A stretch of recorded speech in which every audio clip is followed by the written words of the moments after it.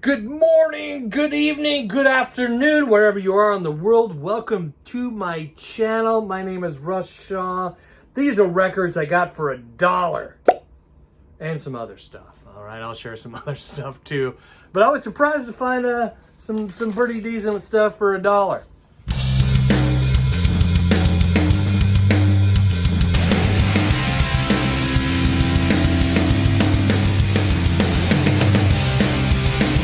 All right, I had a pretty good day. The smoke is starting to go away here in the Seattle area. We've been breathing smoke from wildfires. And it's starting to taste like in my mouth like I haven't had a cheap cigar in a minute. But today was still a little smoky, so I don't know. But it's clearing up a little bit. But still, you can't drive to Eastern Washington right now on Highway 2 because of wildfires. And that's bad. That's bad news. I hope all those people are okay. Because there's a lot of homes over there, and just hope and pray that everybody's going to be all right tonight with the wildfires and the wind's kicking up and it's still really dry. Yeah, it hasn't rained for a minute. So, all right, I'm going to share some music I got for $1. And where do I even start? I think I'm going to start with this one because this was a cool find. This record came out in 1970. This is a repress, all right? This is not the original from the UK or whatever, but it's a cool record. It's got some surface noise. It doesn't sound great, I'll be honest. It was $1. But this came out in 1970, and it's Rod Stewart's Gasoline Alley. It is his second studio album by Mr. Rod Stewart and Ron Wood on guitar. And for those of you keeping score at home, 6 years later, Ron Wood would join the Rolling Stones. So Mr. Ron Wood put a lot of this music together on this album. Gasoline Alley was written by Ron Wood and Rod Stewart, and most of the rest of the music is like covers and stuff. There's a Bob Dylan cover on there too, which is pretty cool. I was excited to find this. This is one of those where for $1 I was like, ooh, this is awesome. Especially with Halloween coming up. One of my favorite Halloween songs on the Halloween playlist. It's right there. It's right there at the top. Purple People Eater. Are you kidding me? It was a one-eyed, one-horn flying purple people eater. One-eyed, one-horn flying purple. This song just makes me feel good. Makes me smile. I mean, he wants to get a job in a rock and roll band. I mean, who wouldn't?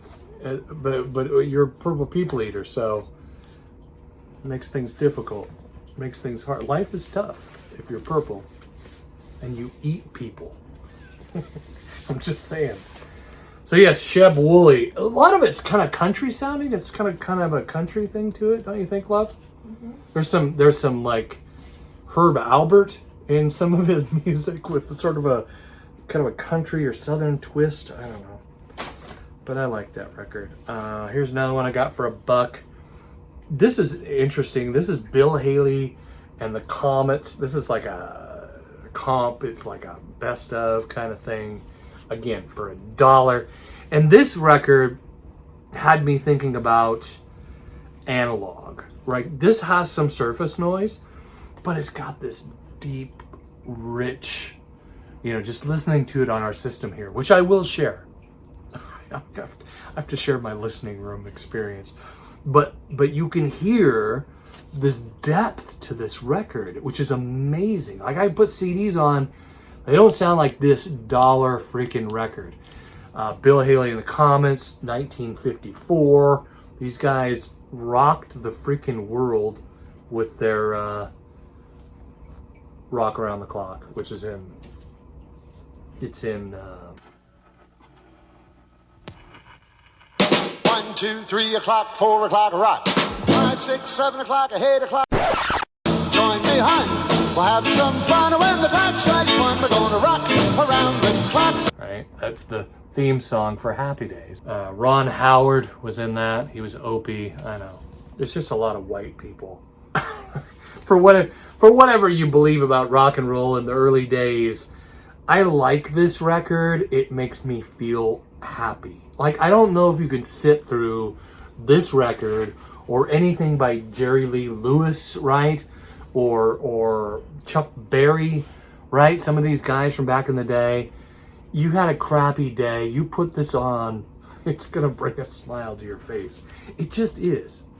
I don't know anybody could still be sad after listening to both sides of Mr. Bill Haley and the Comets. It makes you want to get up and shake your butt. It does. All right, I got this one too. This is the James Gang Straight Shooter. It was $1. It's okay. All right, it's got kind of a bluesy feel to it. This is the first album they made after Mr. Joe Walsh left the band. So it came out in 1972, and it is what it is. So I'm not, it's all right. I'll put it in the collection. Why not? All right, so those are the records I got for $1, and some other stuff that I got while shopping around. This is all used, old stuff. Again, Daybreak Records. See? I just keep stopping by that place. They're just right off of 99 on the way home. Records are great price. They're just great prices. They buy tons of collections just all the time, and I just can't help myself. So this is I got Cream, Goodbye. This album was recorded just a few short months after I was born, and this is the last by this band. And it's called Goodbye. All the guys, they just kind of put this album together, and they said goodbye. It's got a gatefold. It's like little tombstones in there, and there it is.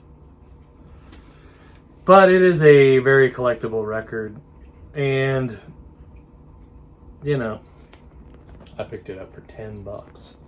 $10 for this record. It's not in great condition. It's got a punch in it, so it's a promo, or was a promo. Got this for $5. This is Kansas. It's another great gatefold kind of a thing. Kansas. We haven't listened to this one yet, but we like some Kansas. It's funny. I've got into the band Ghost, and Tobias, whatever his name is, the guy that started from Sweden that started Ghost, said that Kansas was a huge influence on the band Ghost and what it is musically. So it's kind of funny. Kansas. He goes, yeah, we just want to be like a devil worshipping Kansas. I don't know what that means, but those kids today with their satanic rock and the hair and the colors. I don't know. That's what they said in the 80s too. So The Who. This is It's Hard. It's funny that this is a record store day press. I went by Daybreak, and they had, seriously, for $5 they had 5 or 6 copies of this record. I should have looked at all of them to see which one was the best, but I don't always have time for these things. But this one was in good condition. It's got the sleeve that came with it, with the lyrics and all that. And it is on the Warner Brothers. And this one is really in great condition. I don't see a scratch or a scuff on this piece of wax. It's dirty on the B side, but it was $1.99 somewhere at some point in time. So there it is, The Who. It's an alright record. I love The Who. I don't think I had this one in the collection. Probably because it's not my favorite Who record. But I'm not a Who completist or anything, but to have all their studio albums is pretty cool. I thought this was a great find. This was $10. The early Beatles. It's a comp, whatever. But it's in great condition, and the wax is in impeccable shape for $10. I was surprised to find this. And then I came home and my wife looked it up on Discogs. It's dirty, but other than that, this thing is just prime condition. The cat agrees, if you can hear the cat in the background. But it's worth what, $5 Discogs, like it's selling for. I guess it depends on what shape it's in. It said from 2 to 25. But From 12 2 to was 25. The average, but the last one was sold at $4.99. 12 was the average. Yeah, so I don't know. This one's in great shape, so I'm gonna count it a win as a Beatles guy. I'm not a big Beatles guy. I mean, I was a kid. I wasn't even born yet. I wasn't dead. It's different. I was just starting out as a thought in my father's twinkle of his eye. My mom and dad met in a pub in Seattle on Crown Hill called the Crown Hill Pub. And they closed it just a few years ago, which is interesting. It's sort of like a piece of my personal history disappeared. If my mom and my dad would not have met at the Crown Hill Pub in Seattle, I may have never been born. It's like a Back to the Future kind of moment. All right, last record, everybody. I will shut up and share some records. This is Lord Such. This one was $10. This is a cool find. It's tooling around the UK in this Rolls Royce with the Union Jack painted all over it, which I'm not sure, that would cause some controversy back in the day. Good old Lord Such. And what's cool about this record is he's joined by friends like Jimmy Page, John Bonham, and Jeff Beck. And I just recently bought a CD that was just released that Jeff Beck is a part of, which I'll share on another video.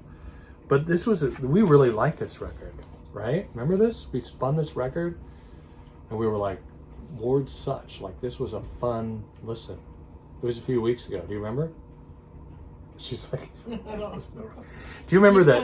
I know, it's like, recently. I guess there's something in the news about somebody from the UK, like a famous person, passed away recently. I think it's one of the Spice Girls or something. It's like Her Majesty Spice or something. Like an older Spice Girl from back in the day. I don't remember. Her funeral was today. That's Queen Elizabeth. What do you mean Spice Girl? I'm not trying to be disrespectful. The Spice Girls are great. If I'm to compare Queen Elizabeth with the Spice Girls, that's not offensive, all right? At least not in my mind. I respect Queen Elizabeth for what she was, Strong lady. Strong lady. She kind of kept that country together. Here in the United States, we have the... She tried to keep her family together, too. Yeah, well, you do your best. Whether you're super freaking rich and influential and a royal, or grew up in a trailer home or the projects, it's kind of all the same, right? If there's anything the royal family has taught us, it's that families are a mess. Wherever you come from. Rich, poor, doesn't matter. But anyway. Lord Such. So I guess a lord in England, and correct me if I'm wrong, because I know some of the UK people watch, but it owns property. So somebody who owns property in the UK is considered a lord. The lord of the Shaw estate, so I'd be the lord of this here piece You're of gonna real laugh estate. at me, but the Kardashians, he got a thing saying he was the Lord, and they all had to call him the Lord for a while on the show. Who? Not Chloe's. I can't remember. I'm not a fan of the Kardashians. Trying to think of her name. Do I respect the Kardashians more than I respect the royals? No, but No. it was just funny I when don't he said the know. Lord. Maybe Lord. remember that because it was a big thing, and he's a jerky guy. But Kanye you were kind of West? rooting for him. No. Kanye West is not a Kardashian anymore because of Can't some think of her Saturday Night name. Live guy. This is the Atco label on my. The my one cream that's goodbye. the one that married the drummer. Travis Baker Yeah, his wife is a Kardashian. is a Kardashian, and she's the one that was The punk not rock even- guy from Blink-182 is married to a Kardashian. But her ex had they weren't even never married, but they were boyfriend and girlfriend since like high school. But they were together for years. But anyways, they went and did this thing, and he wanted to be called Lord for a while. That's why I'm Travis wondering- Baker wanted to be no, called not Lord? Travis Baker, her ex-boyfriend. I don't know. That she I was can't. with for I'm not years. keeping up with the Kardashians. I just can't. This is too I don't much. know why I can't think of her name. I got Chloe, I got Kim, but I can't think of her name. Oh man, don't even go there. There's You can Kylie, go there if you want. someone else. But that's American royalty, right? Like when you become famous for nothing.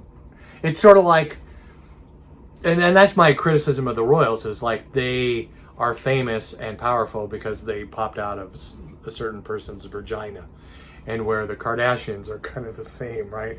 Like their dad was like a famous dude back in the day, and they made Instagram or YouTube or whatever the hell they did back in the day to become who they are, influencers, because of fame and fortune and this long-standing kind of prestige, I guess. What? I remember his name, Scott Disick. Scott Disick. I have no idea who that is. Is that supposed to be somebody famous? I mostly just, he's like the Kardashian. He's been part of the Kardashians since he was in high school. So. Right. He's He the st- prince of the Lower And East he Side. still is. Are they all kinda from New now. York? Where are they from? I don't understand. They're from all over. Weren't they from LA and some live in New York?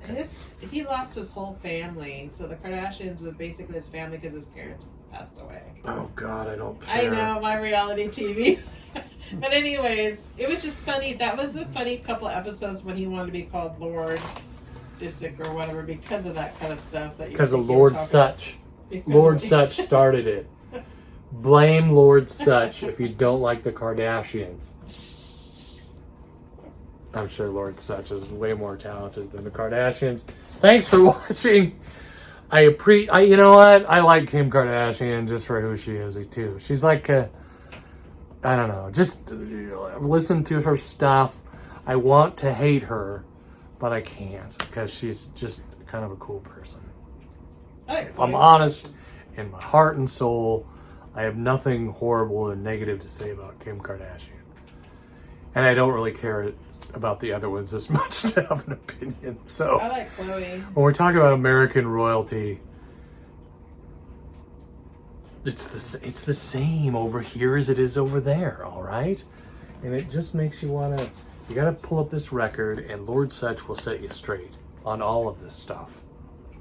Thanks for watching. Courtney Kardashian. Bye.